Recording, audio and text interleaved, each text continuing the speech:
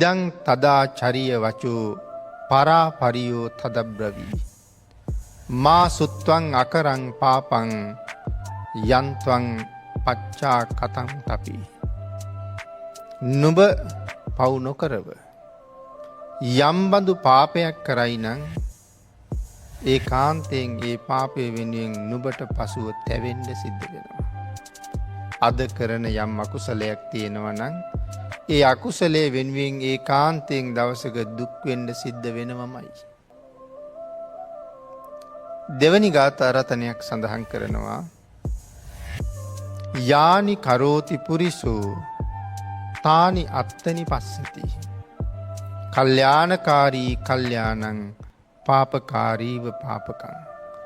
යාදිසං වපතේ බීජං තාදිසං හරතේ පලං.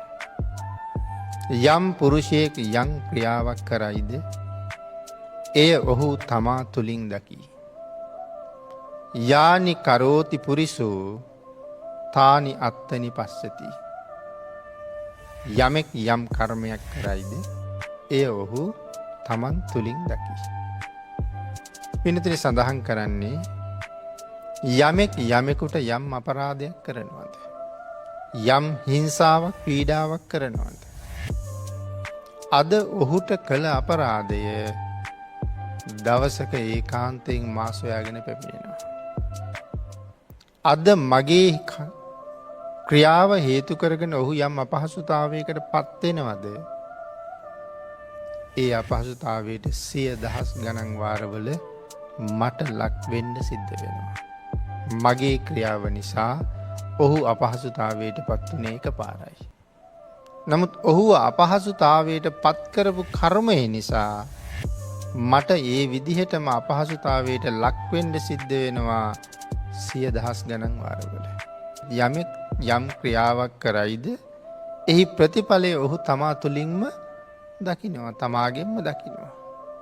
එනිසා ඔබ මම අපි හැමෝම පිනතින මේ යම් කර්මයක් කරනකොට ඒ කාන්තයෙන් දැනගණ්ඩෝනෑ මේක අනිවාරයෙන් මා කරයනවා. අපි ගේමු හොරකමක් කලා කියලා. යම් දවසක මගේ වස්තුවත් මේ විදිහටම හොරාගන්න. මේ වස්තු හිමියට ඔහුගේ දේ හොරකං කරපු නිසා කොහොම දුකක් කනගාටුවක් උපදිනවද. ඒ දුකට කනගාටුවට 100,000 ගණන් වාරවල මටත් මූුණ පාණ්ඩ සිද්ධ වෙනවා. යම් ප්‍රාණඝාතයක් කරනවද ජීවත්වෙන්ට කැමති කෙනෙක් තමයි මරන්නේ. එක තිරිසං සතාගින්දල ස්වභාවයෙක්මයි. මහපොළොව කොටනකොට හම්බවනවා නම් පනුවෙක්. ඒ පනුවා සාමාන්‍ය ලෝකයට විවෘත වෙනවත් එක්කම ආපහු ඇදිල පස් කැටිය ඇතුළට යන්නේ තමන්ගේ ජීවිතයට කැමති නිසා. කූමිගුලක් කඩියොරෑන ඔවුන් නමුත් අනතුරක් දැනෙනකොට වේගෙන් විසිරෙන්නේ තමන්ගේ ජීවිතයට කැමති නිසා. ඒ වගේ භාග්‍යතුන් වහන්සේ දේශනා කළා අත්තානං උපමංකත්වා නහනයන ගාතේ. තමන් මරණවට තමන් අකමැති ඒ වගේම තනමයි අනික් හැම දෙනාව. ඒ නිසා තමන්ගේ මරණයට තමන් අකමැතිනං අනුන් ගැනත් ඒ විදිහටම හිතන්ඩ. තමන් උපමාවට අරගෙන අනුන් දිහා බලන්ඩ.